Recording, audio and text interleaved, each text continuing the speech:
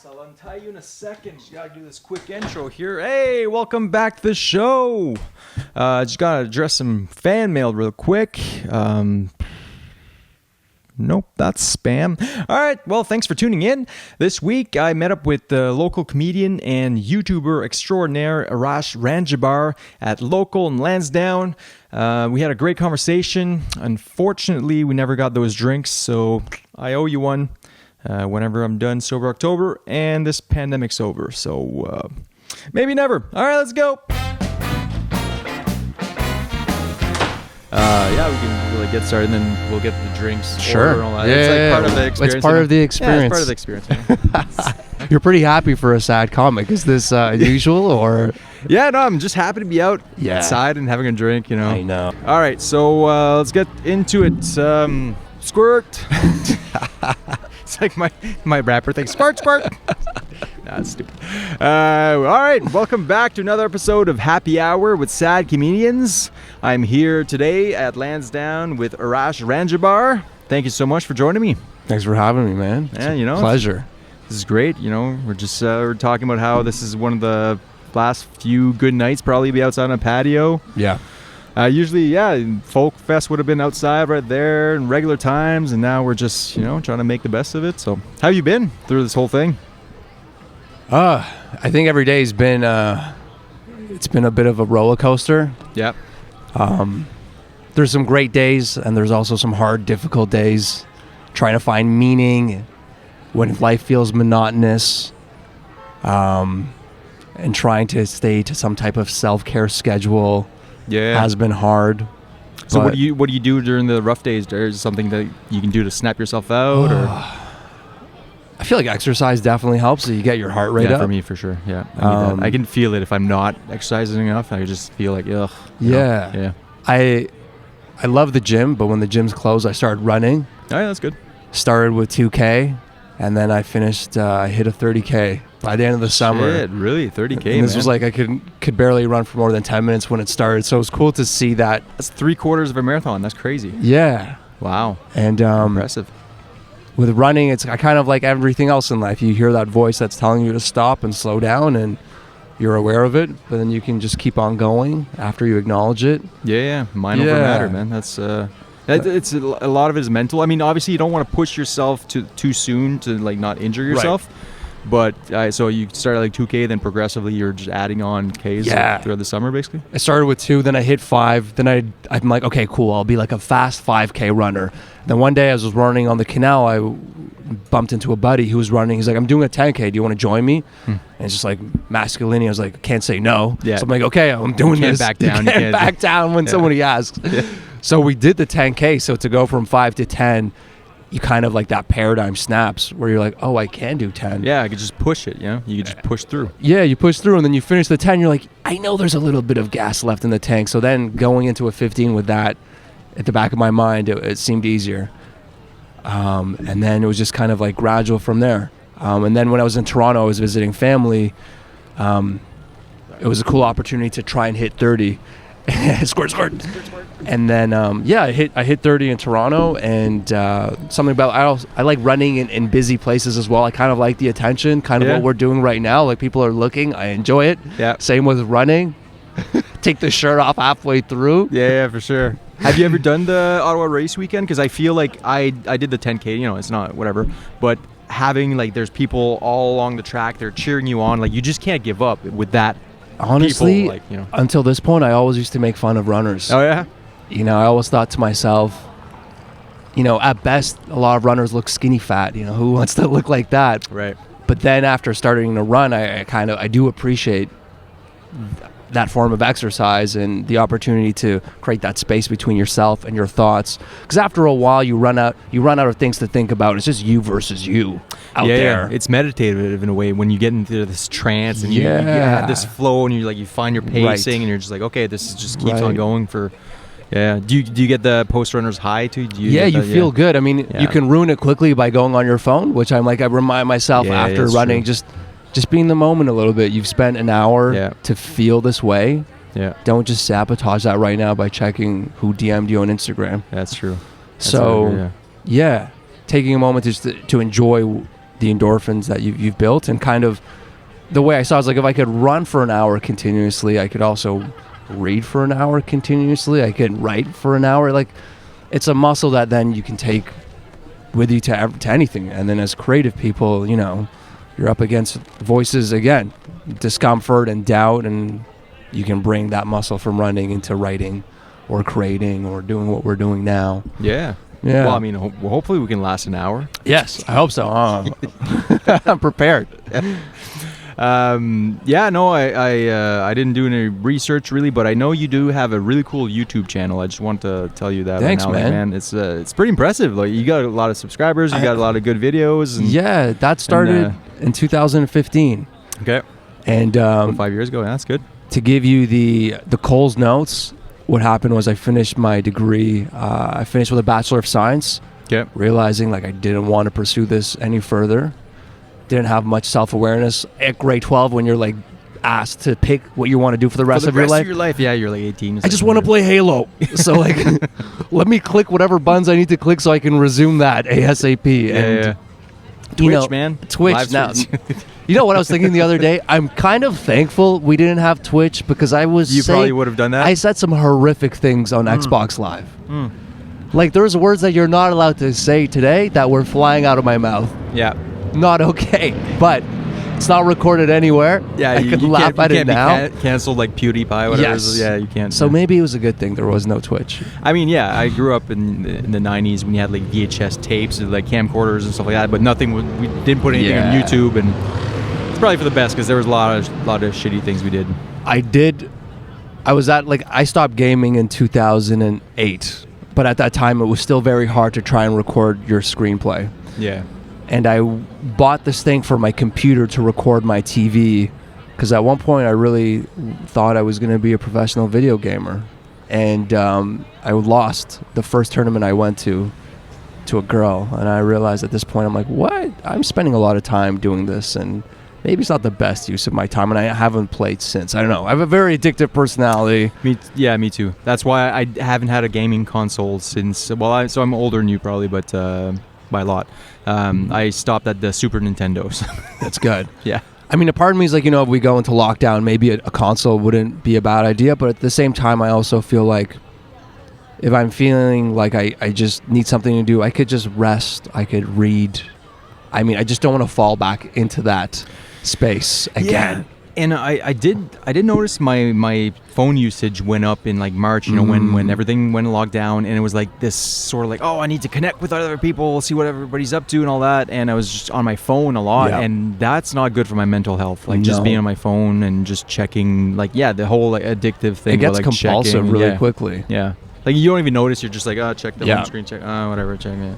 I've noticed if I start my day like that, that's kind of how. Like, I feel like the first hour of your morning really kind of dictates the feel for the rest of the day. And I know myself that the first thing I do is check Instagram, like in bed with my eye half open. Yeah, that's it. Yeah. Then I'm doing it after lunch. Then I'm doing it when I'm checking the emails. Then it just becomes the thing I do versus if I'm like, okay, the first time I look at that is on my lunch break, then I've kind of come into the day with a bit of self-control and discipline, and that's the tone it follows. Yeah.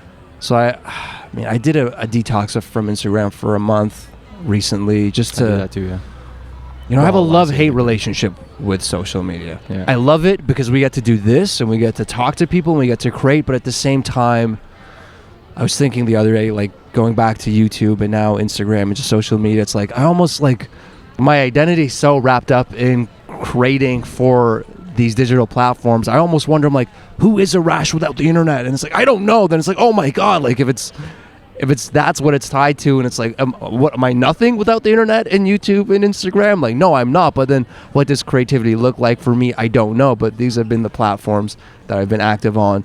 Going back to what we said, I started a YouTube channel in 2015 as I was traveling. I've always felt passionate about creativity and storytelling, never really took the dive, and I started because I just had some great support from the people I was traveling with, and they're just like, hey man, just get in front of camera and just say what you have to say. And that kind of brings me to where I am now, where it's like now I'm dipping my toes in stand-up, which was unimaginable to me a few years ago. That it just seems like the scariest place to be. But, after being in front of camera, which is not really anyone's comfort zone, and getting more comfortable with that, stand-up seemed like the next step. But all that to say, my identity is so wrapped around the internet that I almost feel like when I deactivate Instagram, it almost feels like digital suicide. Yeah. In a way. And it's like, ooh, like, yeah. Do I exist if I don't exist on fucking... Which is a crazy thought. I know, right? Yeah. Yeah. Because nobody in past lives, in previous generations had that. Some people obviously were famous, and if they fall out of fame, they get into depression, all that. But yeah, we all can have that feeling from falling out of even like the little bit of spotlight that we do have. Right. Or and to me, like, I rationalize being on social media. It's like, oh, it's my work, it's my side hustle, it's my hobby. But it's like, oh, I can't deactivate my Facebook because that's where I can post my shows or whatever, or my videos. And I don't know, maybe it's all bullshit. Maybe it's...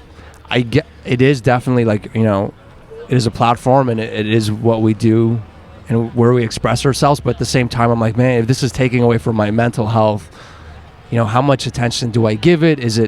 Do I just upload and then go offline? Or like, I'm trying to figure out what it looks like to me, because I get a sense that I know when I'm on it just scrolling passively, and you kind of like pacify yourself with it.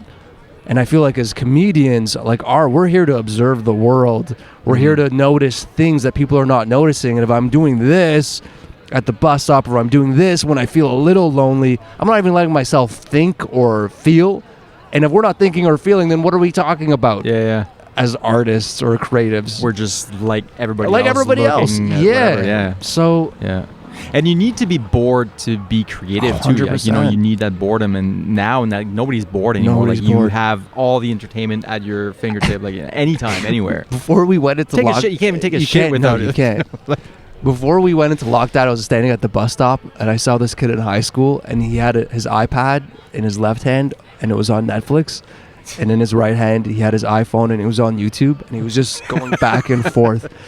And I'm like, we're fucked. Yeah, I know. You have every show ever made on Netflix, and you have over 10 billion hours of content on YouTube, and you don't know what to watch. Yeah. So I feel for the next generation. Yeah. I don't know what's happening to our attention. I think it's something that we have to fight to keep, because we're not wired to sit and focus with all these distractions. We want to be stimulated. Yeah, and actually one of the things that's crazy too is, before you could be, let's say you're a musician in a small town or something. There's someone just having a happy birthday for reference. But, let me just say real quickly, we're in Ottawa. It's not every day that you see people doing what we're doing. So we're catching some eye glances, which is great, because it's good to be different. Yeah. Anyways, we'll get her on. We'll give her a shout out. We for will. The happy birthday. We will get a slice of cake too. Maybe we'll. No, I was like, if you lived in like a small town in the, let's say 1950s, whatever, and you're a musician, you could be like locally famous, and that would give you your ego boost. That would be your audience basically. But now it's like, oh, if I only have like so many followers, I'm not like world famous, and like, what am I doing? I'm just a drop in the bucket in this thing. But maybe that's cool. I found like it's kind of fun to be like a little niche content creator, and then you get your few people, your friends that follow you, and your friends that comment and everything. Maybe that's the best. Maybe that's the best it is. And I find fascinating, like the comedians I love, Dave Chappelle and Louis C.K. They're not even on social media. Oh, they don't need to, no. I know. They're so big. They're so past it. But there are other comedians coming up now. Like Mark Norman is on up and coming, but he's like so active on social media. He's always tweeting. Like he has the funniest tweets. Like all his jokes are like just killing. Right. And then he's just putting out content after content. But he has to do that because he's putting in the work, and he's at that stage in his career now. Whereas there are some other comedians like Bert Kreischer, for example, was paying somebody to post stuff for him so that he wouldn't have to use his phone. He was trying to be off his phone, but it was like a loophole. And obviously, if you have the money to do that, that'd be great. I would love to have like a manager where I could like shoot a video, send them the video, upload it, do all my stuff like that. But now we're doing everything ourselves. We have to do our own bookings, we have to do our own promo, we have to do our own everything. So yeah, it's just hard, I think. Yeah, but we have time to figure out the process that works for us, and without also taking away from the present moment, because we want to be present.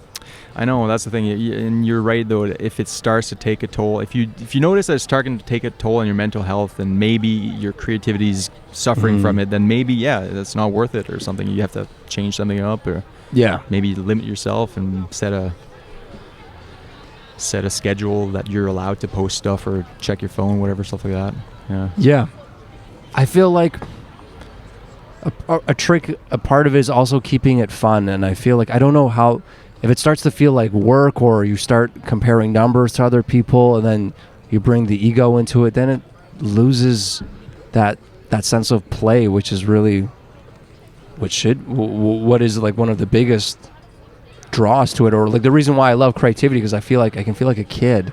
Yeah. But then if you start thinking too much about numbers and how you fit into the big scope of content on Instagram, and if you are where you want to be, then that's not fun. Yeah, when your hobbies start to feel like work, I feel like that's when you're like, oh shit, something went wrong. I still feel like stand-up for me is still fun, because it's like I'll do any shit gig. I don't care. Like, I'm not like some people are like, oh no, that show is gonna suck, whatever. I'm like, I'm just happy that I'm allowed to be on a stage. That's amazing. I don't even care if there are two people. I'm speaking in a microphone. I get to like just spew my ideas and crazy whatever. I'm still loving that part of stand-up for sure. That's amazing, and it feeds what you do online, and what you do online feeds stand-up. So it's, for me, I realize, I don't know, for a lot of people, sure, there's overnight success stories, but for a lot of people, it's a decade after decade process. So stand-up, I've heard it takes at least a decade, at least 10 years before you even find your comedic voice, and you start to really like hone in on your craft, and it takes a while. So how long have you been doing stand-up for now? It's been like 1 year and a bit. Yeah. And knowing that it's going to take at least a decade to get good, I was thinking, like, we just had the summer comedy competition. Yep. And I mean, all things considered, it was my only a year and a bit doing it. I didn't advance to the next round, but I felt like happy with my performance. Yeah, you did good. Yeah, I was Thanks, there. Man. It was fun. But I was speaking to the people who did advance, who had been doing it for 5-6 years, and I realized, okay, this is going to take time. And knowing that, how do I make each year to year something that's doesn't feel so like I'll be happy when I get there? Like, how do I enjoy the process more? You have to enjoy the journey. You have to really, Or else we'll just stop. Yeah. Because it's gonna take a long time. Yeah. So I'm trying to get to a place now where I can work on enjoying it more, which I don't think it's. I think that takes work. I don't know why. Maybe it's me, or it's our own biology, but I don't think we're necessarily wired. Like, enjoying things is not. It's not automatic. Yeah. You have to discipline yourself. You have to remind yourself. It takes effort to think positively.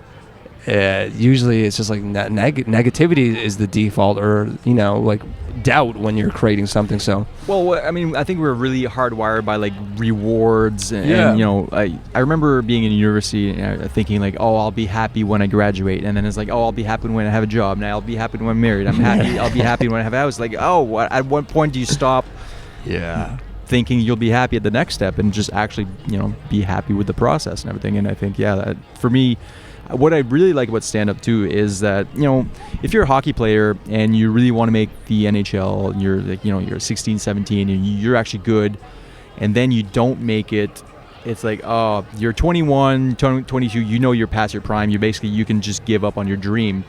But one of the double-edged sword of comedy is that you can still make it at 50. You can still. Oh, you're getting good at 50. Yeah, you're just getting good at Bill Burr's 50. George Carlin's best set was his last one, and he was 71. Yeah, exactly, right. So and you don't even have to be the longevity of like you can be ugly and old and fucking and falling apart, and it gets better, and you're just the worse it gets. Yeah. We just watched like Eddie Pepitone on his new special on Amazon, and he's just like this. He's just this old guy yelling, and it's just like, but people just love it because he's like this old curmudgeon that just like he's embodies that character now, and it just like fits perfectly with his style and everything. I was like, I can't wait to be like 65 and finally I'll be able to Yeah. do my jokes about my balls sagging or whatever. But you know what? It's. I think that we're lucky in a way because what other, I mean, there, art in general, it's a lifelong journey. But we're lucky to have an outlet where you can find meaning in your ball sagging or your body breaking or your mind like leaving a you. model. You have a limited time shelf where you can actually be. After 25, it's over for a lot of them. Yeah. You football players, they retire at before 30 something. So get injured. I mean, again, like, when things are hard during COVID, it's like, okay, I'm feeling how hard it is. But then I'm like, if I'm feeling this, everyone's feeling it. So where's the humor? Or let me be vulnerable and own up to the things I'm not so proud of that I did during lockdown because probably everyone else was doing the same things. Yeah. So, yeah, it's cool that we have that. Yeah, no, I think it's good. And again, with the running analogy, like it's comedy is definitely a marathon. Yeah. It's not about like, okay, I gotta do this and film your first special within 2 years or whatever. Like, just take your time with it, right? But put in the work consistently, and eventually you'll get there. A lot of people I think just give up because it gets there's the reward maybe isn't there, and it's like you do a lot of shit shows and you're like, whatever. Yeah. Why am I doing this? And as adults, we have a very low patience for not being good at something. Like we'll do it for a little bit and then we're like, no, okay. Yeah. We get in our own way so much. Yeah. And the older we get, the more we're just like, we step away, we shy away from doing things that we're not naturally good at. I mean, we shy away from things that we're not great at. And of course, if you're doing something for the first time, you're not going to be great. So comedy or anything really, it's just... Well, so you work for the government too, right? So yeah. I don't want to get too much into baseball, but there was last year... There's a GCWCC fundraiser event at my workplac, and it was a talent show. Oh, wow. So a bunch of public servant cheating on their partner. Without getting, shit. Yeah. No, not so good. So, it's like funny at a talent show of a bunch of like grown ass adults versus like kids, because kids, it's funny if they're not so great yet, yes. But like as an adult, if you're actually gonna put on like a talent and you're a shitty magician at 45, it's like, oh god, it's man, hard to watch. And I did stand up for that one. Whoa. And oh man, I don't know if you ever seen my like Justin Trudeau brown face jokes and stuff like that, whatever. But did they land these jokes? They landed, but like people were like, oh man, like you're gonna get a letter from HR. Like it was yeah. I went way too far. It was in the cafeteria at noon in front of my entire workplace. Servants. And you're a brave man. Well, I wanted to do it because I wanted to challenge myself. Like, can I do this? Good and I was really nervous about it, and I did it, and didn't go as well as It was like, oh man, like I dropped an F-bomb too. Like, it was. I applaud you. Yeah. But now, like again, like every time I bomb or I do something, whatever that puts me out of my comfort zone, now I know what I'm made of. I can actually do these things, and I'm like, oh fuck, I can bounce back from anything. That's amazing. Yeah. I think that's one of the biggest gifts of this journey is just getting comfortable being uncomfortable. Yeah, comfortable with failure, comfortable with like, a lot of people just get embarrassed. Because where else could you learn that? Yeah. No, we're so preoccupied with trying to avoid discomfort. People don't take a job that they might be qualified for because they don't feel like they could. Like, people are scared of interviews, people are afraid of opportunities, and it's just, every time you go on stage, you're coming up against some of that. And undoubtedly, like, you'll inevitably just grow because, you're exercising that muscle. Well, if it doesn't kill you, but it might kill you. It might kill you. It might just kill you. It might just kill you. Yeah, but then But if you get past it, then you get through it, then but even when it does kill you, then you do have nights where everything lands, and that feels like. I told my friend one night I just killed. I'm like, I felt like spiritual ejaculation.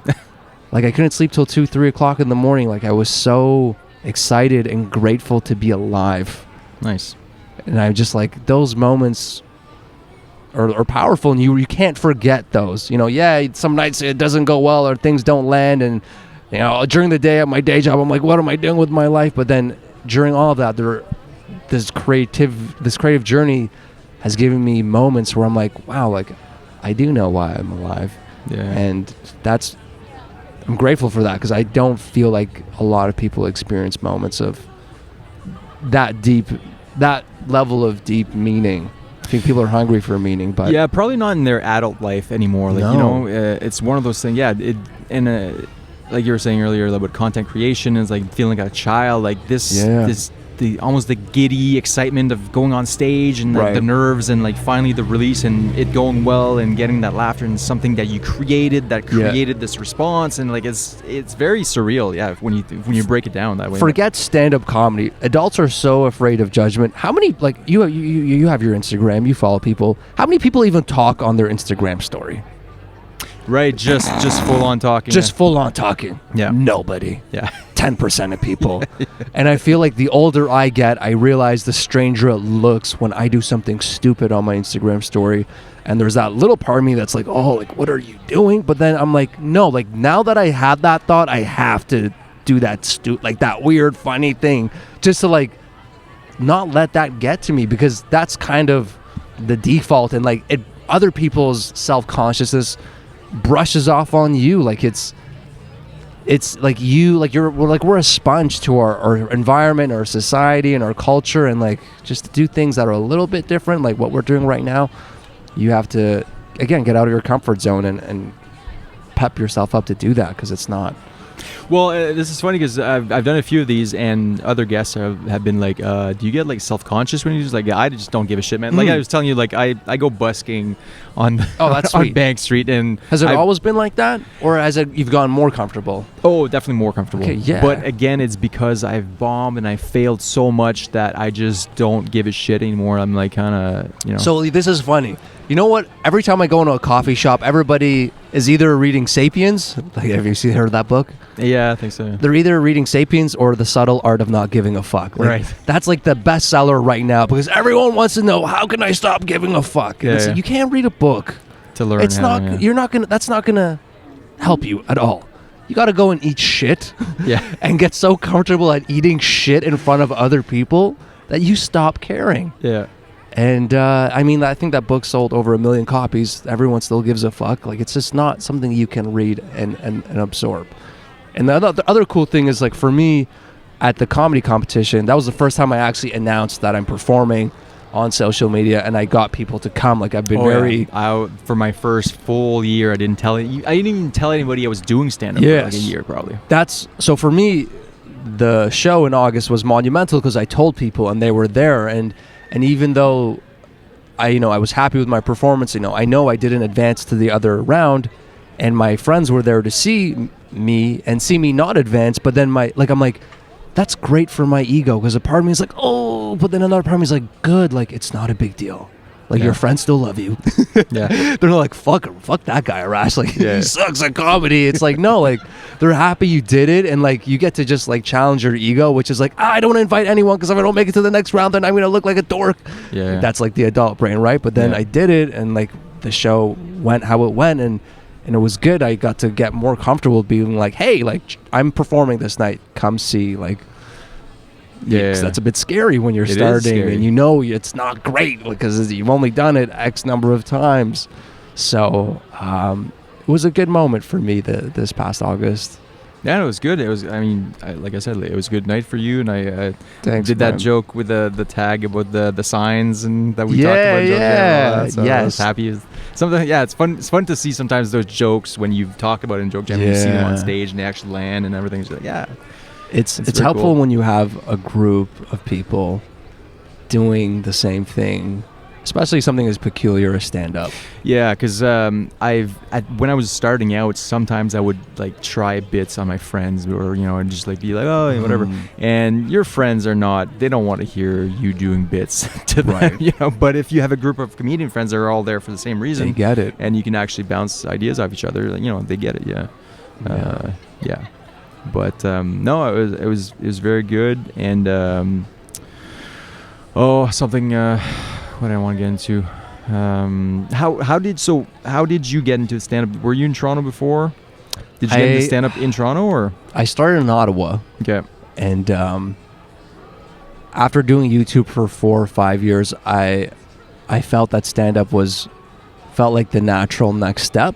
Because you were making funny videos, and you're making And with YouTube, you have a bad take, you just do another take. It's true. And then you start editing. You make it even better. Yeah. You're in full control. Yeah. I can come across as confident, funny, everything. I direct the show. With stand-up, there is no second take. Like, you fall, you're falling. Yeah. And I falled. Yeah. And but I did it, and fuck, it wasn't great.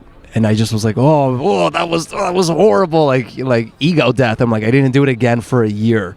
Oh yeah. Yeah, but what inspired me was just like, watching great comedy, like watching Dave Chappelle's Netflix specials, because he just, as I was like, after I did it, that was the time where Netflix released, like, he did 3 in 1 year. Yeah.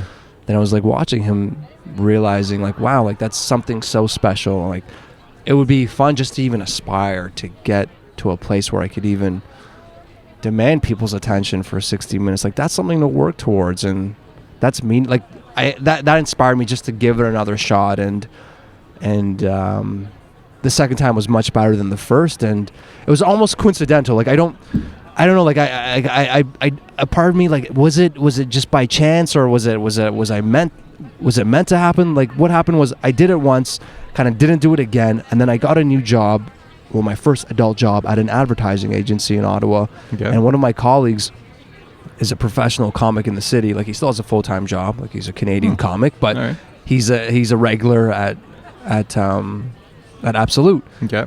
So we started talking about comedy, and he's like, "Why haven't you done it again?" I'm just like, like, you're self-doubt and you're afraid. And he just picked up the phone and he called Yuck Yucks, and he's like, "Yo, I have a guy. Put him on the next, like, amateur night," and it was done. Really? And he just pushed me into it. And then he came to my show and saw how it went, and then got me to do another one. And then it just became like a habit. Like, it's still very much so out of my comfort zone, but he was so important just to, like, push me. And, like, I don't know, was it coincidence that I work at a place where there's a comedian and who just gets to pick up the phone and call the local club and get me on stage. Didn't have to email. And it wasn't like an amateur night. It was a pro amateur night. It was like a Wednesday night upstairs. Like, it was cool. Wow. And it was packed. So, and then, now I'm at a place. I mean, the stars aligned in a way, but I mean, you still had that the initial, you went into it. Mm-hmm. And I think there's a lot of overlap between, like, making funny videos on YouTube and stand-up comedy. Like, that's gonna feed, if you're still want to make some videos, that's definitely gonna feed your comedic timing, right. Your writing, your all that. That's gonna refine all your skills that you can apply to that. So I think for me, when I started making YouTube videos before doing stand-up, and one of my comic friends, actually, at the time, this is years ago, he told me, like, do stand-up. That's going to help you with all your YouTube videos that you're making. And at the time, I was like, maybe I'll try it one day. And then finally, I tried it, and now I understand, like, oh my God, there's so much more that goes into punchlines and setups and jokes, and that I thought, like, on YouTube, like you're saying, you can just edit stuff together and, like, whatever.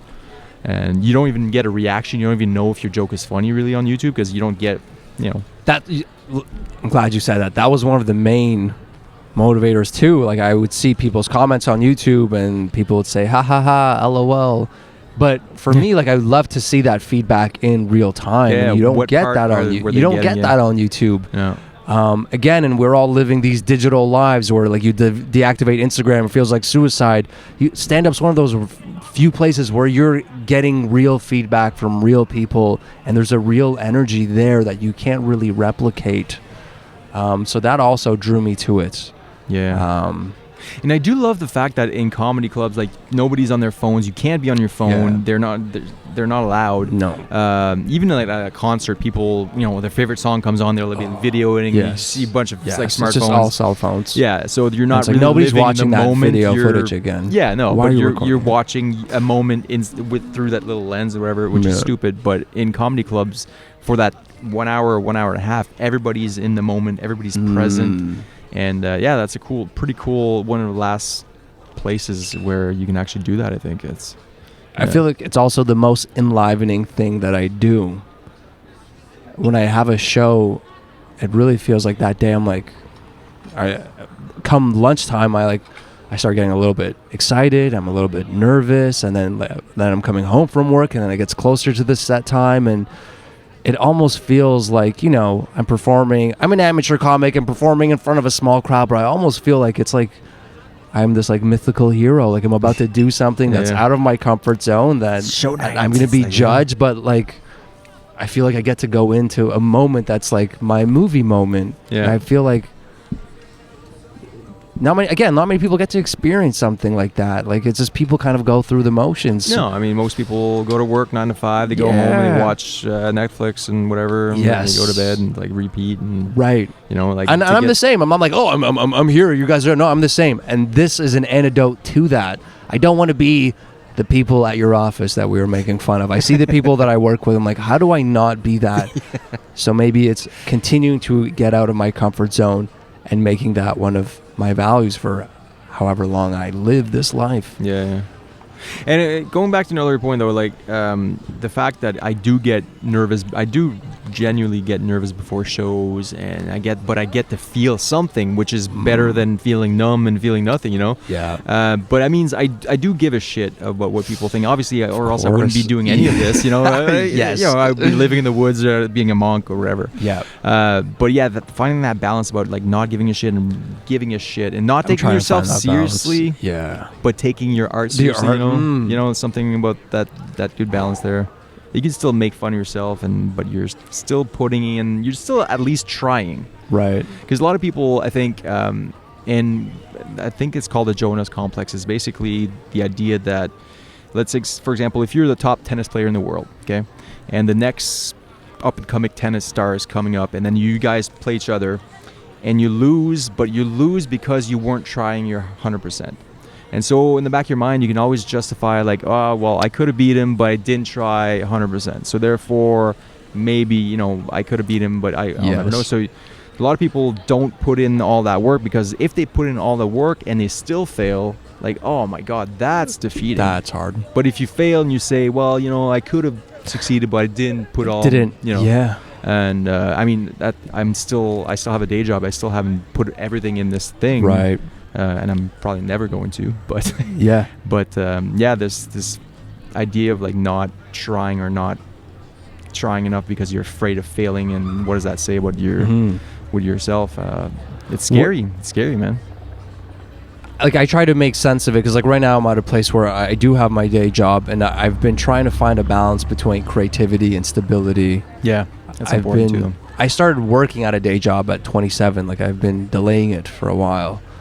I spent a year in Southeast Asia, spent a year in Toronto, spent a year in the Middle East as my friends were working and making money and buying houses. I was like, nope, not for me. Just going to make videos and chill. But hey, man, you have memories for a lifetime. I have memories for a lifetime. But then it comes to a point where it's like, yeah, maybe I do want some stability and comfort, and I want to take care of, you know, family. So now I'm at a place where like, yes, I do have a day job, but I'm still trying to find that balance and opportunity for creativity. And what I see, like what I find refreshing, like somebody like Ricky Gervais, like these are like who wrote The Office. So much of that comes from his lived experience, and not making it at 20, and continuing to be normal and going through adult life and acquiring all this data of what it is to be an adult. And for me, I'm like, I am in my day job now, but like how do I draw meaning from this, and what is this? What am I learning from it? Is it I don't just have to go through the motions. If I am a comedian, how do I take this and then throw it back at other people? If I am an artist, how do I take my day-to-day experience and then be more relatable to other people? So just because we work, I don't think that doesn't I don't think that that's necessarily a bad thing. No, and I guess again, like I'm having started stand-up at a later age, I'm actually very grateful that I have all this life experience behind me that I can tap into for stories and crazy shit I've done when I was younger, right. And that I wasn't using the comedic lens back then to filter everything through. Because if you start your life at like 18 and you start being a comic at 18, you're gonna identify as a comic. Like that's gonna be I'm a comic. Like now I'm still not a comic. Like, I'm if somebody asks me like what do you do, and it's like, oh, I'm an economist, whatever, I do this. I have all these other things I've done. But if you're 18 and you get into comedy, you're probably gonna feel like that's your identity, and if you don't make it, then you're really gonna feel like shit. Like, oh my god, you have no backup plan. You didn't go to school. You didn't do whatever. You just put all your eggs in that one basket, and that's, I mean, kudos for the people that can do it and actually make it. It's amazing. I think, like, Kevin Hart started young. David Chappelle probably started really young. But I'm actually pretty happy that I was able to just get into stand-up later on, and it's almost like a retirement plan for me. I'm like, I can keep doing this until whatever, I think the great thing with the internet is, if you're someone who's taking advantage of the internet as you are, and also doing stand-up as you're getting better, you can always, like, eventually you'll get to a point where you'll be so good that people can't ignore you, and people will find out about you, and you can still get into it, whatever it looks like. But because we have the internet, we have access to 2 billion English-speaking people in the world. So it's still possible to build an audience and do something with this art form. Yeah. I don't think there's no expiration date. And I keep reminding myself that. It's like, just because other people are TikTokers in LA doesn't mean, maybe it's a good thing probably that you're not. Like, you're on your own journey, have faith in it. Yeah. The world needs you to be you and have the experiences you have for whatever reason, to be determined, but having more trust in that. Like, because, like, for me, like, I started YouTube in 2015, and Ottawa's a small place, and I know people who have become YouTube famous here, and they create, like, kids content, like pranks. And, like, when I was a younger me, like, I was so jealous. I'm like, man, like, these guys made it. They all make 6 figures, and they make these, like, fun videos. But their audience is 12-year-olds, and now you're in a place where they're in, like, golden handcuffs. I'm in, like, copper handcuffs. I work at the government. But they're in golden handcuffs, but they're still in handcuffs. Like, when you're, like, they're living lavishly and they're living a great life, but, like, you have to make that content for that age group. It's not like, all right, let me just, like, slip into stand-up mode or speak to an older audience. That's not your audience. No. So maybe there is a wisdom why I'm still learning and growing as an artist, because if something clicks for you, then you just attach and you over-attach to that thing. You're like, this is me now. This is my thing. Like, versus now I'm still discovering who I am and what I'm here to say. And that process hasn't been stunted because I went YouTube famous at 21. Yeah, doing review, in that little niche something. Yeah, you're doing. Right. So. Yeah. And then I look at the people who did go to LA, and, like, now, 5 years later, like, they don't look like the happiest people. It's just because you make it doesn't equate to happiness. And I do forget that a lot of times, but I realize too, like, forget making it. Like, if I'm not happy, then, like, that's really what. Like, happiness, and then, like, here's, like, comedy. Like, I want to be happy at the end of the day. Like, this podcast is called Sad Comedians. It's, like, not a surprise. Mental health is a real thing among comics and artists. But it's like, okay, I want to value that, because that's really what it's all about. Inner peace. Well, let's touch on the subject of mental health, because we do find that there are a lot of mental health issues amongst comedians. And I don't know if it's because we're just more open about it and we talk about it, and for us it's almost cathartic to talk about our issues on stage, whatnot. But you seem like a spiritual person. You're trying to expand your mind, and are you meditating? Are you doing anything? I've done. I hate talking. I hate talking about it, because as soon as you say, like, it kind of sounds cliche, but, like, I've done a few meditation retreats. Love it. Silent retreats. You go there, you don't talk to anybody for 10 days. No phone. You're disconnected. That's just you versus amazing. You. Wow. 10 days too. I've heard about, like, weekends, but it was 10 days. That's a long time. So spirituality is important to me. I think that is in us. We are spiritual. And I'm trying to pay more attention to that in my life, I guess, more than ever. Yeah. When you're 21, you're not thinking spiritually. No, for sure not. You're thinking with your dick. Yeah. And even, like, I used to, like, do funny things on Facebook at 21, but it was like, look at me, I'm funnier than you. It wasn't even from, like, a a better place.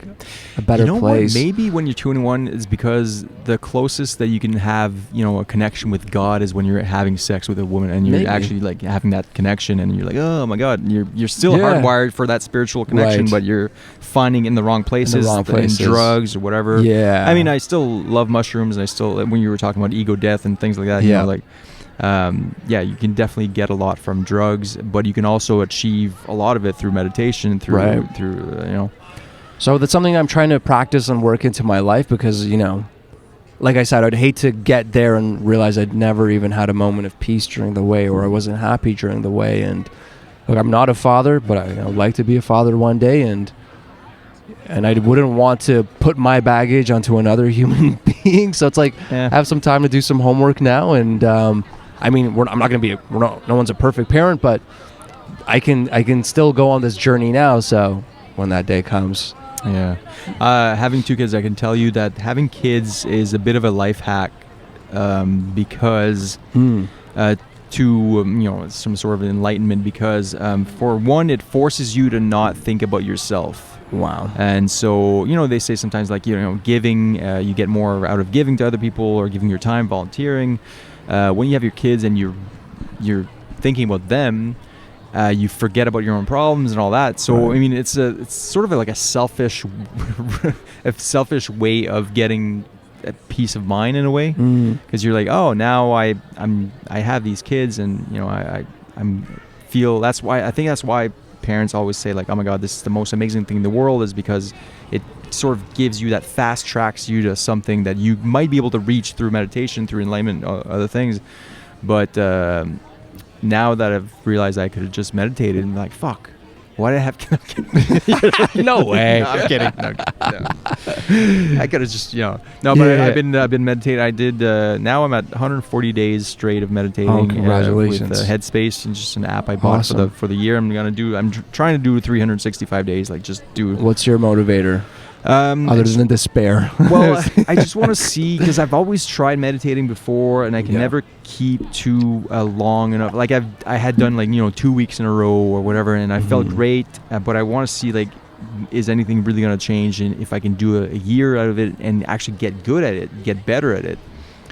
So like you were saying earlier, my morning routine now, as soon as I wake up, I do 20 minutes meditation. As soon as I wake up, I try to not do anything else.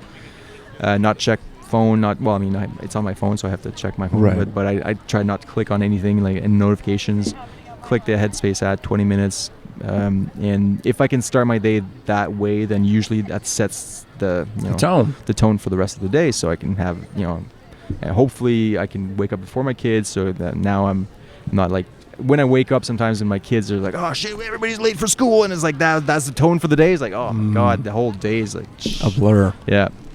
But no, I've been trying to meditate a lot. Yeah, this thing, and it's harder than just sitting with your eyes closed. Yeah, it's not easy. No.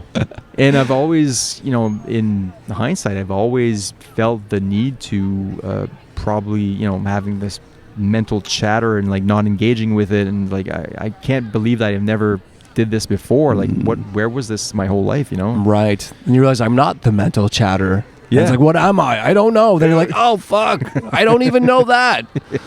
Yeah, I know I exist. That's it. That's yeah. And then what is I? Yeah. What is even the I? Yeah. Who is the I? I think it's awareness. Yeah. Of the I, whatever. Watching itself. What we. Yeah. It was crazy. Like so when the first time I did the retreat, on the 11th day, you can talk to everybody. And that's the day where the retreat closes off and you talk about your experience. And I remember being excited and grateful to be normal again and start talking. But then a part of me was like, I came out the meditation hall, and they're like, when you leave the hall, then you can start talking. And as I came out, I'm like, I take a breath, I'm like, oh, like, now I have to be Arash. Because for the whole past 10 days, I was just being. And then you realize, like, you have to be JF. I have to be Arash right now, and that's effort. That is tiring. Yeah, for sure. Because you were just like, you're probably your soul. You're literally just the being. Yes. Actually, yeah. My God, that's amazing. When you meditate, it's nice to get in touch with what you really are, and then you realize it's not really you. It's something deeper than that. Yeah. Yeah, you're not the clothes you wear, and you're not anything really that you identify to. You just are. Yeah. That's it. I think I don't know if I've talked about this on another podcast, but my place burned down when I was living in Montreal. While I was in the building, it was this big thing, whatever, got saved by the firefighters. But this moment that really stuck out to me was when I was watching my apartment burning, and I knew, this is my place there, and all my Were you stuff a father was, at this time? Or? No. Okay. I was in university. I was doing my PhD in Montreal, and I had saved my thesis, and I was very lucky that I saved my thesis, my computer. Do you and all imagine? That. Yeah. So I was lucky that I was in the building when it happened. I was lucky I just got saved by the firefighters and all that. But one of the moments that really stuck to me is that when I was looking at my place burning down, I have this, and I knew all my stuff was gone. Like, it was just like I could see it was like just gone. And I had this sort of feeling of like this weight off my shoulders. And I felt like a little lighter and almost like happy. And I was like, oh my God, I hope I'm not on camera right now. I look like a psychopath. Like, I was like, drooling is stuff. this guy the arsonist? Yeah. I'm not. But then I read up about it, and as I read like some Eckhart Tolle book, and I just happened to find, and then there was a passage about when you identify with all your possessions and you lose your possessions, then you are forced to find something else to identify with, and now it's okay. Well, I'm not those things, all those things, material things that you could be replaced. So what am I really? Right. I am okay. Well, I have my memories. I still have my memories. Still have my family connections. I have all the things that are important. I have my health, and then you realize all those things that are actually important. And like you said, even deeper is your actual core and yourself, which is you can't lose that really. So that's it was for me. It was actually a positive experience losing all my shit. Wow. What happened? What started the fire? It started in the janitor, like the landlord's closet. It was very sketchy. Okay. I think it might have been like, I don't know if it was an insurance thing, whatever, but yeah, it was pretty bad. Wow. How old Nobody were you? died. This was in 2009, I believe. So 26 or something. Yeah. So you're francophone or Yeah. bilingual? So From New Brunswick. From New Brunswick? Yeah. Why not stay in Montreal? Such a cool city. Well, because this minus the job. That happened. Literally, that happened, and that day I called up my ex-girlfriend, my girlfriend at the time. She was living in Ottawa, and I was like, my place burned down. She said, well, just come live with me for a bit. And I was like, all right, cool. So I got on the bus, and I just haven't left Ottawa. That's been 11 years ago. So wow. I just happened to be here, and sometimes I'm like, oh yeah, I was supposed to go back to Montreal. Now I got married, I have 2 kids, bought a house. Maybe not now. And how long have you been a father for? 6 years now. 6 years. Yeah, 2014. You were scared before? Or? Yeah, for sure. Absolutely. Yeah. And how did you deal with that? Like, the thing I realized, like, I'm afraid of being alone, but then I also realized subconsciously falling in love is also scary. Sure. Because you realize you lose it. Yeah, you can lose it. And then you also realize, in a way, you also lose yourself, because in a marriage, your identity, it shifts to this togetherness. Yeah. And then once children are involved, you're not the main character. Like, there's children. No. And so all of these things subconsciously, like, there's reason to be fearful. But I'm like, well, I'm always curious when I speak to men who are there, a little bit older than me. How did you navigate through that? Well, I think, again, with talking about the ego and the kids being a life hack, I think because you are removed from being the central character in your own movie, in your own story, it sort of takes a bit of pressure off. Almost like you're like, oh, I'm a supporting cast now. And that's okay. I'm not the center of attention. I'm not like the most important part of my life. And but a part of me wants to be the most important. I know, you know what I mean? It's a scary thing. Stupid as that is to say, but like, that's my ego. Yeah, for sure. Yeah, for sure. That's the ego, man. Like, I want to go to my mom's house and I want to get fed. Like it's stupid shit like that, or like. But again, you need to let that go. I need to let that go. I'll pause this, but I'm gonna try to get the. You're trying to get. They're afraid. They haven't even made eye contact with us. They don't want to disturb. The guy put the drinks on the floor. They do not want to interrupt, and I appreciate it. No, I don't mind. I actually want them to interrupt and be like, part of the thing. If they want to be part of it, I'll edit this part out. But You know what? otherwise, you'll just be like the cheapest guest. All so far. good. I'm gonna go slip to the bathroom though. yeah, Then let's that do way that, I don't yeah. have to cut. All right, cool. Sounds good. I actually liked telling kids and birthing stories to non-parents, Yeah. non-fathers, because I don't want to scare you away. No, but, no, I'm not. I think a lot, so I just imagine. I've imagined it many times. it's nothing that can really prepare you for what. Yeah. Well, okay, so long story short. No, I'll make it a long story. Fuck it. Yeah. I have a podcast. There's Yes. no time, but we're just waiting for our drinks. So my wife and I had a miscarriage the first time we got pregnant. Okay, so you go from like, oh shit, because we got married, we bought a house, and well, actually no, we hadn't bought the house yet. We got pregnant, and then I freaked out because like, oh shit, I need more space. I can't like get rid of all my shit, and we need a house and then so we bought a house. Then we had a miscarriage, and there was like this big blow of like, oh fuck, like everything is like, you went from like, oh my god, this is what my life is gonna be, Right. to like, oh my god, everything's falling apart. So that takes you on an emotional roller coaster. Then we got pregnant again a few months later, but then we found out through ultrasounds that my firstborn had something called gastroschisis. So gastroschisis is when the intestines are going outside of the belly in the womb. Whoa. So the belly button hasn't closed properly, and you see like and you can actually like see Oh, damn. in the womb like the intestines going out, and it's like an 85% chance of survival, which I thought like, okay, that's pretty good. Back in the 50s, he would have died right there. Mhm. But it was still pretty nerve-wracking. First kid.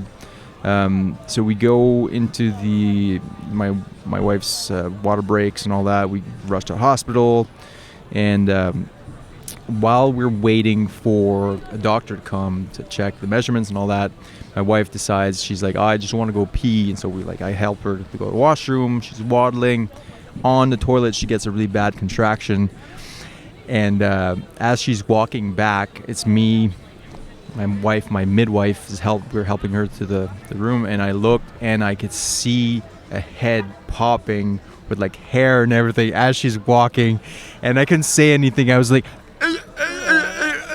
and my midwife was like, what's wrong? And then she looks, she's like, oh shit. I was like, and then finally, we get my wife onto the bed, flips over, and basically we had just What's going through your mind when you see that head? Oh my god! Nothing?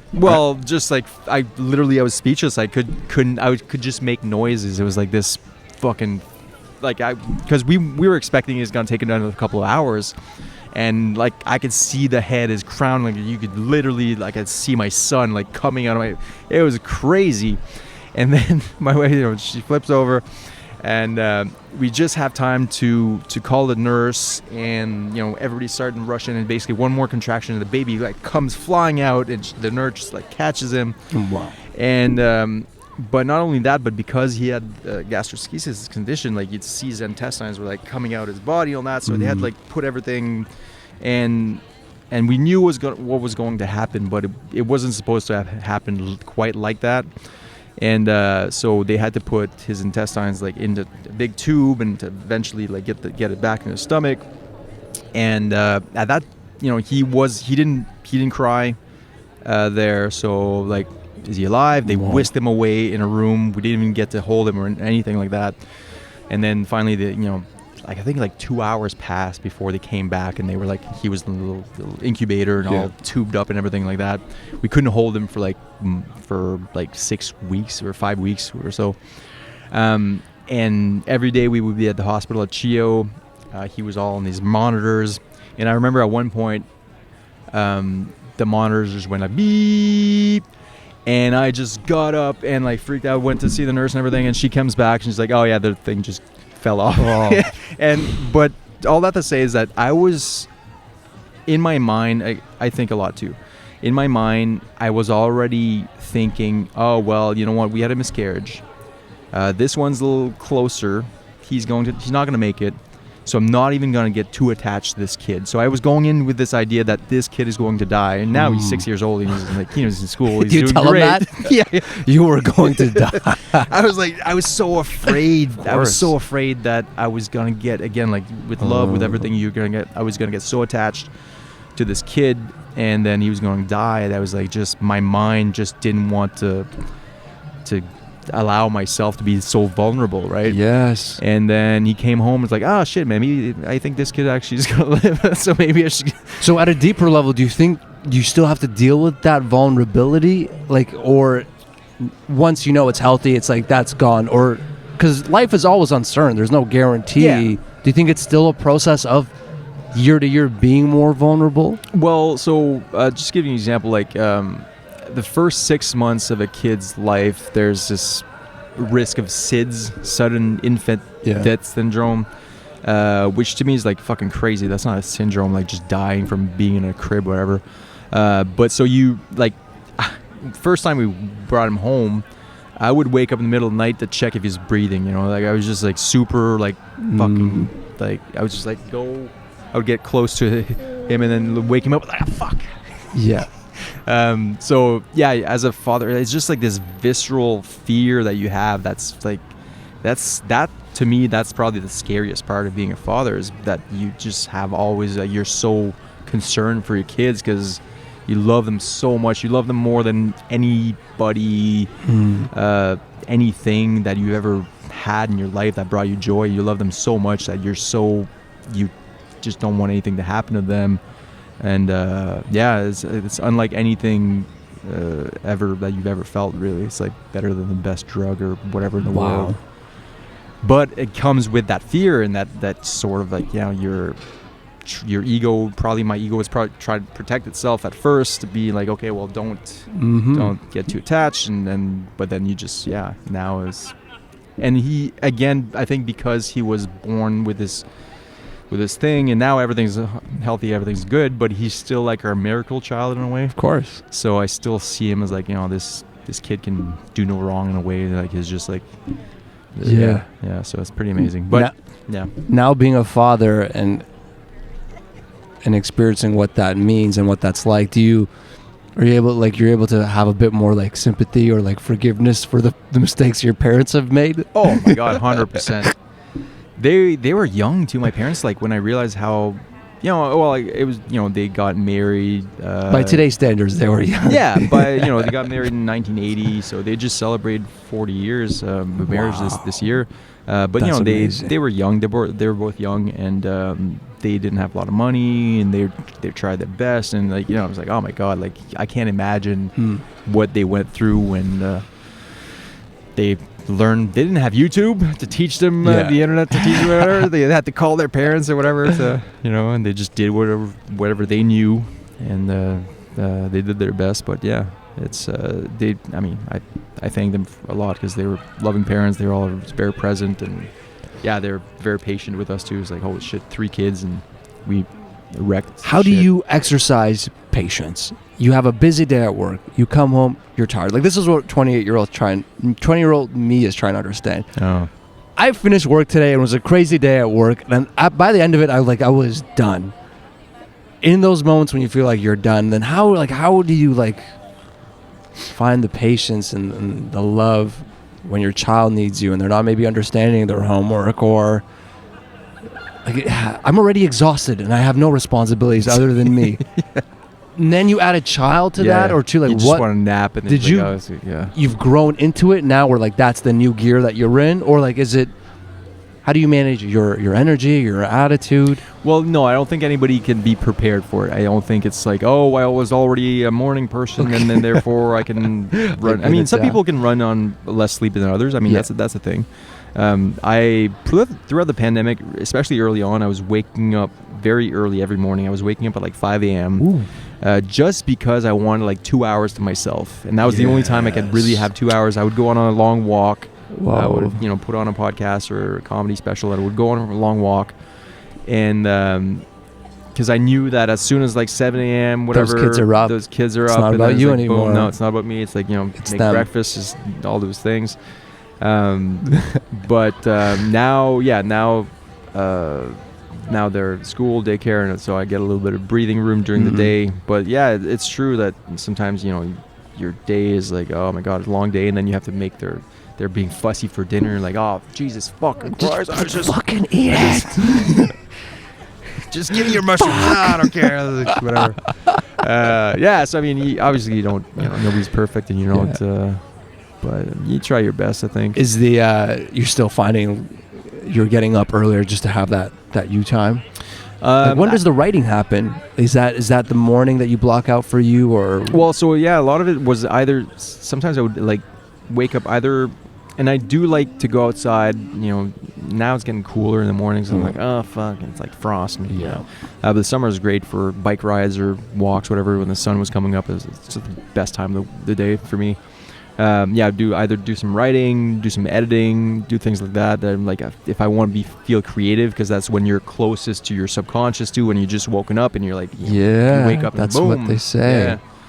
You're closest to your dreams, and you can write shit down. Right. But now I'm waking up a little bit later with, but I get a bit of free reprieve from the kids being in school and daycare, and like until they shut down again, whenever that is. But it's been good. But also, actually, one of the lessons I think about having kids is that it forces you to not be such a control freak for like how you want to live your life. And a lot of people would say like, no, but I like the way it is. But you become okay with not having everything the way that you want it. And then how do you also let go of, because you've learned so much and you want to impart that wisdom on them, but like finding that balance of like trying to teach them, but also pulling back and letting them figure out. Because I feel like I want to be like, like I know what you could be, or like, but then you're like, they also need to be what they want to be. Yeah. Do you know what I mean? Like, do you brush up against that, or have you? Definitely, yeah. That's what he said. I'm teaching my son's learning how to play chess now, and he's super smart. This 6-year-old, like, he beats my wife at chess already, but my wife sucks Prodigy. at chess. Okay. A little bit of both. No, but I kick his ass, and I'm not taking it easy on him at all. Of course. Sometimes like, oh no, you took my queen. But I want him to learn, like, you know, how to play. He has to learn how to play. How life is gonna be, like, not all handed to him, whatever. Yeah. Some dude's gonna come and take your queen. yeah, that's a life lesson right there. Some bigger dudes. Learn young, buddy. Big Rook. So I mean, I try to let them make their mistakes. Sometimes I'll be like, oh, okay, let's see how this plays out. I'll just like see what they're doing. Like, they're climbing something. It's like, all right, this is like deadly dangerous. No, all right, let's see how things play out here. I'll intervene if it gets really dangerous, but they're playing with the, things that whatever, something's gonna break. I'm like, let's see what happens. They have to learn from their mistakes. And then how has being a father changed your relationship to yourself? To myself? Yeah. Well, I think it forced me to take better care of myself, because now I want to become, it matters because I'm, you lead by example, you teach by example, you want to become that person that they learn from, because they're not going to just listen to what you say, they're going to start mimicking what you do, and kids are... very observant. Well, not only that, but they're a mirror. They're great at mirroring. 100%. And then you see like, oh shit, they're started doing that. Is that because I do that? Little whatever habits that you have. And that's actually very revealing about your own self through your own kids. You're like, oh man, is that how I am? Yeah. 24 hours a day you're being watched. Not just by Google and not just by Facebook. Alexa. Yeah. But everything. So I mean, it's definitely it's made me want to be a better person for myself and for, the planet, to whatever it is. It sounds like cliche, whatever, but it's like, I want my kids to, have a better life or whatever, live in a better world. What does purpose look like now in fatherhood compared to you before you were a father? Do you feel like life now is more purposeful and meaningful, or you always had purpose and meaning, or like what does How do those two worlds compare, the before and after? I like how this podcast became an interview about me, but Yeah, no, I'm curious. But something that I've told maybe a handful of people, but I think it's I don't know if it's actually true for a lot of people, but I was always afraid of dying. It was all yeah. Hello.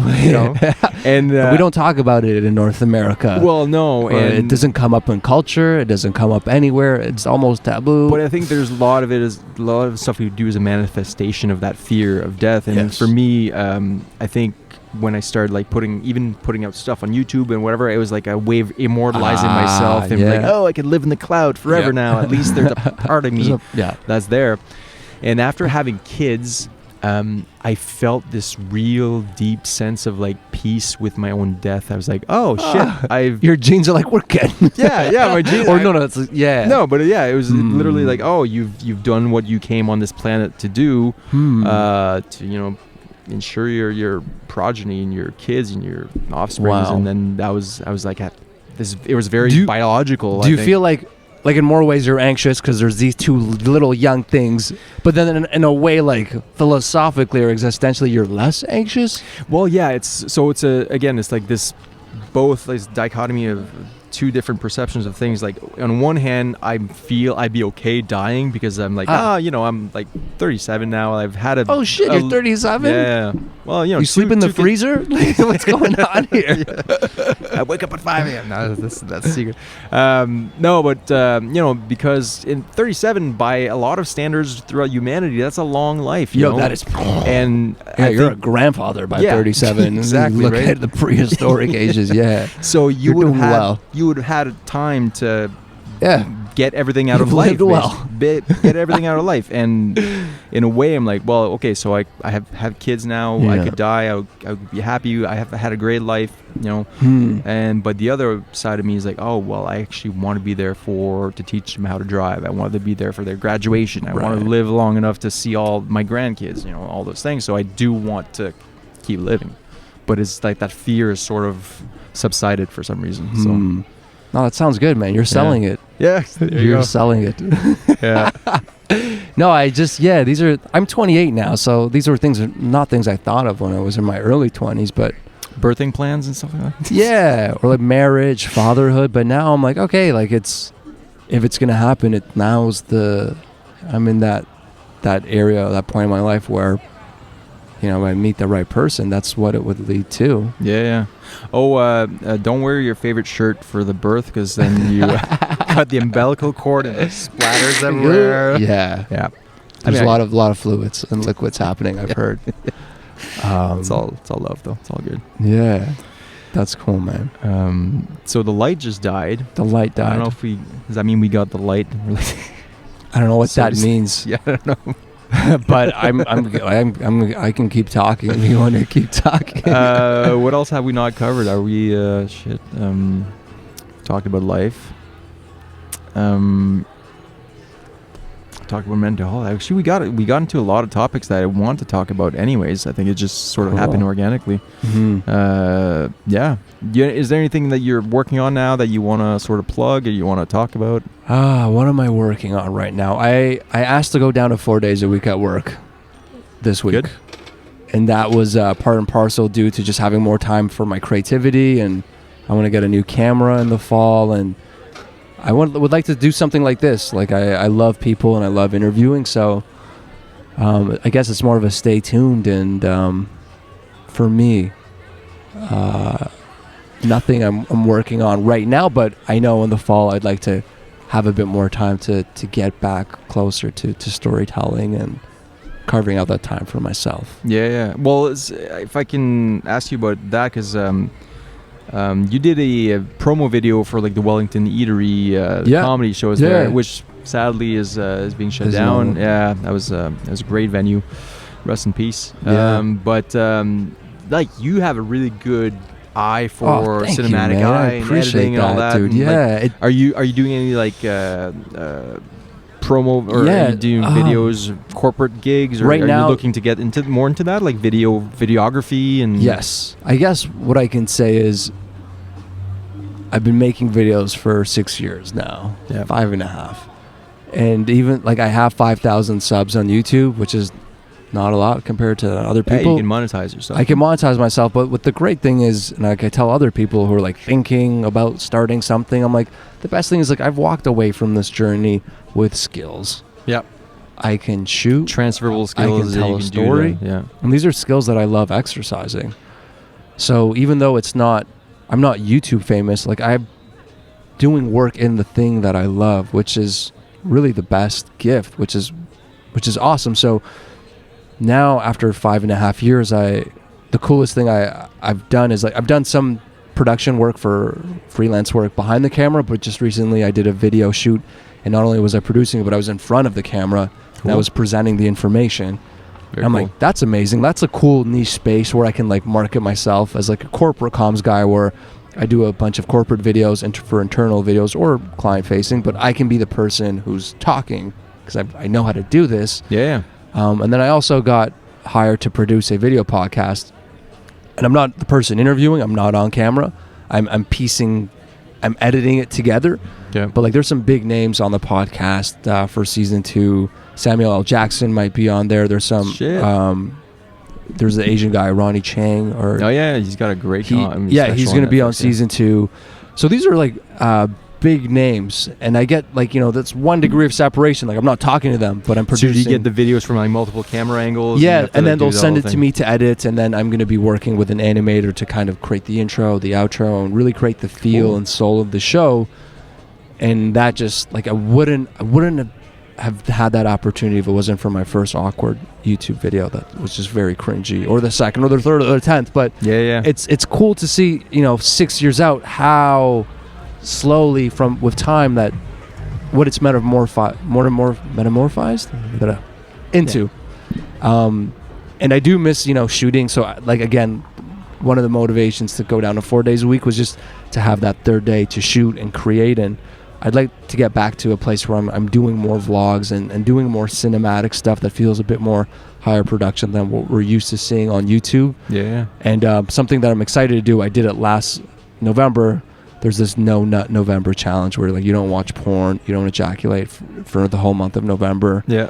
And again, like death, porn, sex, it's still kind of taboo in many ways. And on one hand, it's like, yeah, fuck, like, sexual liberty, freedom, like that's, but then there's also this other side. It's like, we don't talk about porn. We don't talk about sexual addiction. We don't talk about how sex can be an escapism, or how like men are like find pseudo masculinity and like, how many women we take down in bed. And for a lot of us, like we can kind of like lose ourselves in that pursuit, when really like our purpose is over here, but like here we are trying to find ourselves over here. Well, it's filling a void somehow. 100%. But we don't talk about food addiction, whether it's whatever, porn addiction. Yeah. So I'd like to document that, because I know that's something, as men today we struggle with the technology that we have and what we have access to.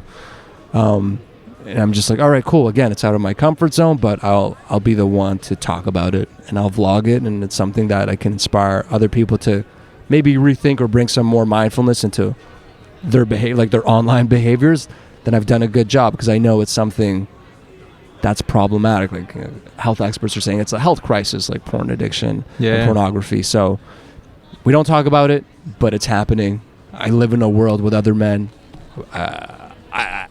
I wish I could go back and tell 14-year-old me, maybe like slow it down. Like, it went from like Google Images to like just fucking hardcore porn. But like maybe I would like, maybe just stay with the images, or keep using your imagination. But I can't go back in time. But if I can maybe just share my experiences, that would be worthwhile. And I think it's an important conversation that needs to be had. So I'm not going to do that on my Goosebar channel, which is my comedy channel. I'll start something new and just let that go where it goes. But so it's going to be like a daily vlog, you think, for November? For November, yeah. Just to kind of document what that month will look like, and not bringing my laptop into my room and just leaving it in the living room, and like just reading and just sharing what the things I have read that have motivated me to do this, and just letting that find whoever is trying to find that kind of information. So that's me in November, and I'm going to line up a few interviews with some professors whose books have also inspired me to kind of do this, and that talk about these things, and hopefully they say yes, and I can get some real academic experts to shed light on what's happening. And from a neuroscience perspective, from a biology, from a psychology perspective. So I can create this thing where it's like anecdotal, but it's also backed by science. And it's something that just, needs to be said. So that's me, November. Nice, no, man. not November. I'll follow that for Thanks, sure, man. I appreciate looking it. forward to that. Yeah. It's funny because I had a joke a bit about porn, and it came from my previous relationship with my ex. We were together 5 years, and she was completely anti-porn. Of course. I think every woman really is. Well, yeah. But I mean, so she's completely anti. So I didn't watch porn for 5 years, and then we broke up, and it was like, and I have this. What did I miss out on for 5 years? Yeah, where is it now? Where has it evolved? But have the joke was like, it's like, imagine like you're dating somebody who has a peanut allergy, and then finally you break up and you buy a giant jar of peanut butter, and that's all you eat. But then what I realized after I went back to porn, and what I realized is I actually preferred my imagination, because it was porn like just kills your imagination, really, right? And then I was like, I now like I will rarely watch porn now, but I've definitely in the past I was like, I'd get back into it and whatever when I didn't have a girlfriend or a wife. Yeah. And now it's like, it's just like it killed. There's something about porn, I think, and I could almost see it in society how some people. I'm gonna go out on a limb, like not only does it kill imagination, but like I think it takes a little bit more. Like it really, as men, it really does desensitize us. Well, yeah, and then to just life you itself. need more, and you need like, what's the limit? It's like, oh no, now I need like fucking bondage, and I need like whips and chains, and I need like a donkey and a midget just to get hard. And like, how are you gonna feel after watching that? Not great. Yeah. And then, but subconsciously, like I don't think we don't forget. Like that's not easy to shake off. Like you watch that, then the next morning you're at Good Life and you can't look at the lady, like the person when you're like there's a bit of shame that walks with you, because like know what you're watching is a little fucked up. It's a little weird. Like if you imagine what porn really is, like you're just watching people fuck. So like if it wasn't, imagine like in the caveman days there was a dude who just watched this other dude fuck women. Like that's, you don't want to be that guy, but we're all that guy today, So like it's when you take inventory of yourself, or it's kind of, it feeds into who you think you are. And it's like, I'm not saying like, again, like it's something I struggle with, so I'm not going to talk down anybody, but like if that's the behavior that I'm caught up in, it's like, like I'm not seeing myself in the best light possible. And if there's anything you can do to hack to, like, life is hard, so if it means cutting out so you can give yourself see yourself with more self-love and respect, that's going to bleed into everything else that you do. It's true. And I believe that. So we'll talk about it, and we'll create a vlog series about it. Awesome. Yeah. Speaking of finishing, we could wrap up. Wrap up on this awesome this note of hey Arash, thanks so much for joining me today. For having me. This was I'm really happy I did this. It was fun. I'll get you a drink when you're not going for work. Cool. Yeah, I appreciate it. Let's do that. All right, man. Sweet, man. Thanks a lot. Cool. Bye, everyone. Peace. Good, man. Yeah, man. That was awesome.